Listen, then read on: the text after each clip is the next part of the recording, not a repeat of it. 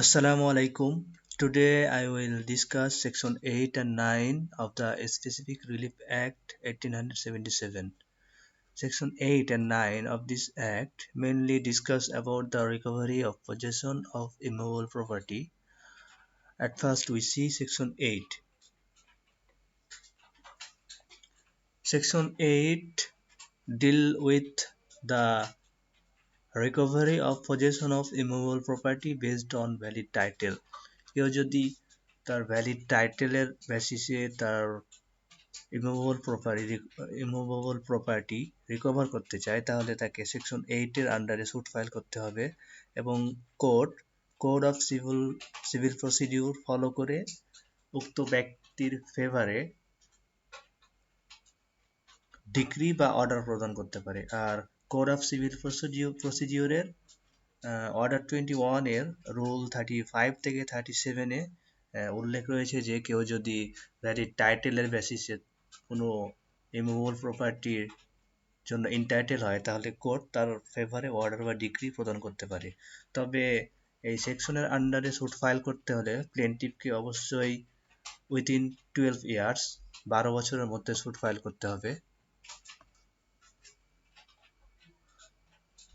Article 144 এবং article 142 144 এবং 142 article 142 এবং 144 লিমিটেশন অ্যাক্টের ফার্স্ট শিডিউলের 142 এবং 144 নং আর্টিকেলে এই প্রভিশনটি উল্লেখ রয়েছে যে কেউ যদি ভ্যালিড টাইটেলের বেসিসে তার ইমুভেবল প্রপার্টি রিকভার করতে চায় তাহলে তাকে তার পজিশন লস হওয়ার বা তার পজিশন ডিসকন্টিনিউস হওয়ার বা ডিসপোজেস হওয়ার অথবা তার পজিশন অ্যাডভার্স হওয়ার দিন থেকে 12 বছরের মধ্যে স্যুট ফাইল করতে হবে। এরপরে স্যুট ফাইল করলে এটা কোর্ট অ্যাকসেপ্ট করবে না। ওকে, then let's see section 9 of this act. Section 9 of this act mainly deal with recovery of possession of immovable property based on possession. কেউ যদি তার পজিশনের ভিত্তিতে তার ইমুভেবল প্রপার্টি রিকভার করতে চায় তাহলে তাকে সেকশন 9 এর আন্ডারে স্যুট ফাইল করতে হবে।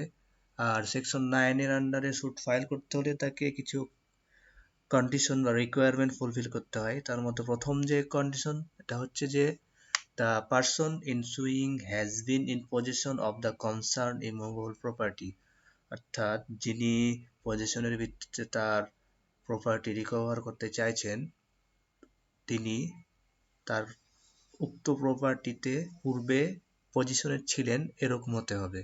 Secondly, he must have dispossessed without his consent and without due course of law, অর্থাৎ তিনি উক্ত প্রপার্টির পজিশনে ছিলেন এবং তাকে পরবর্তীতে তার উক্ত পজিশন থেকে উইদাউট হিজ কনসেন্ট তার কনসেন্ট ছাড়া এবং উইদাউট ডিউ কোর্স আইন বহির্ভূতভাবে তাকে উচ্ছেদ করা হয়েছে তার পজিশন থেকে। Thirdly, the suit must be brought within the period of 6 month from the date of disposition. এটা মূলত একটি কেস ডিসিশনের মধ্যে এস্টাবলিশ হয় যে তাকে 6 মাসের মধ্যে ডিসপোজেস হওয়ার দিন থেকে 6 মাসের মধ্যে স্যুট ফাইল করতে হবে। এই কেসটি হচ্ছে সোনামিয়া ভার্সেস প্রকাশ। এটি একটি Indian case, AIR 1940 CAL 464।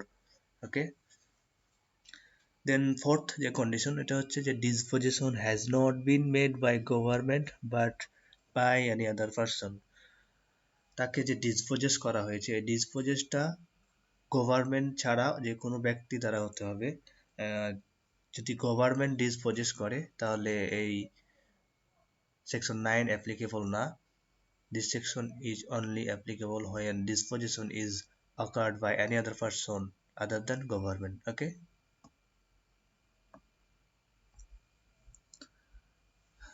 and finally, under this section, order or decree given by court is final in the sense that no appeal or review is open against such order or decree, but it's subject to revision of High Court division. Okay, অর্থাৎ এই সেকশনের আন্ডারে দেওয়া order এবং degree বিরুদ্ধে কোনো appeal বা review করা যাবে না। এই সেন্সে এই অর্ডার বা ডিগ্রি ফাইনাল। ওকে, কিন্তু this order or degree is subject to high court division, is subject to revision of high court division। অর্থাৎ এই অর্ডার বা ডিগ্রির বিরুদ্ধে কোনো আপিল বা রিভিউ করা যাবে না, কিন্তু এটা এই অর্ডার বা ডিগ্রি হাইকোর্ট ডিভিশনের রিভিশনের জন্য অ্যাপ্লাই করা যায়, বা this order is subject to revision of high court division. Okay, now let's see what is the difference between section 8 and 9। এখন আমরা দেখি যে এই সেকশন 8 এবং 9 এর আন্ডারে কোনো ডিফারেন্স আছে কি না।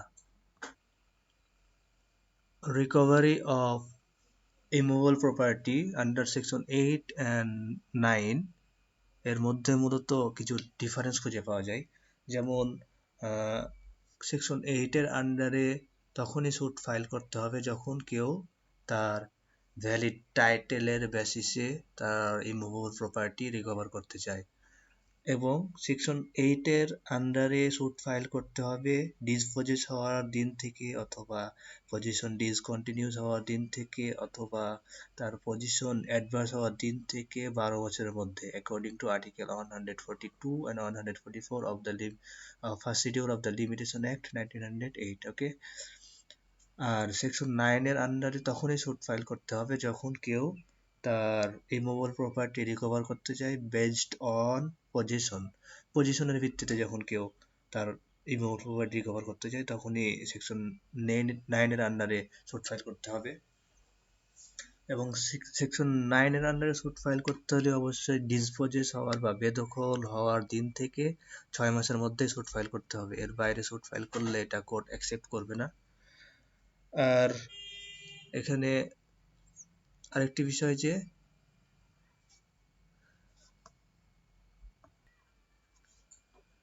সেকশন 8 এর আন্ডারে only important thing is title, possession is immaterial। আর সেকশন 9 এর আন্ডারে title is not so important, possession is important on and title is immaterial। Okay, thank you for watching my video. Please don't forget to subscribe my channel. Thank you.